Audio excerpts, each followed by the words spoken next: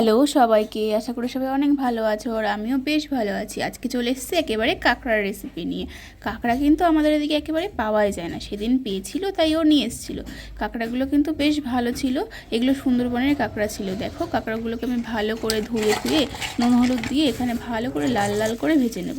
তোমাদের কাদের কাদের কাঁকড়া খেতে ভালো লাগে অবশ্যই জানিও। আমাদের বাড়িতে কিন্তু কাঁকড়া সবাই আর প্রিয়, যদিও বা আমার অতটা বেশি ভালো লাগে না। শীতে কিন্তু আমার নতুন আলু খেতে খুব ভালো লাগে। কার কার নতুন আলু খেতে ভালো লাগে বলবে। এখানে নতুন আলুগুলোকে একেবারে মাংসের মতো করে ভেজে নিলাম, তারপরে ফোড়নে দিয়ে দিলাম এখানে জিরে, গোটা গরম মশলা সবটা ভালো করে দিয়ে, তারপরে পেঁয়াজগুলোকে ভালো করে লাল লাল করে ভেজে নিয়ে এখানে একটা মশলার পেস্ট বানিয়েছিলাম। শুকনো লঙ্কা, গোটা জিরে, আদা, রসুন, টমেটো।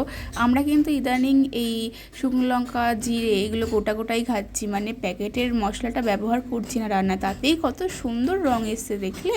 তারপর আর কি আলুগুলোকে দিয়ে আবার একটু ভালো করে কষিয়ে তারপরে কাঁকড়াগুলোকে দিয়ে আবার ভালো করে কষিয়ে জল দিয়ে দেবো। আলুটা ব্যবহার না করলেই মনে হয় আরও বেশি ভালো হতো, তাহলে একেবারে মশলা মশলা হতো। যদিও আমরা বাঙালি, আলু না হলে তো হয় না, তাই আলুটা ব্যবহার করলাম।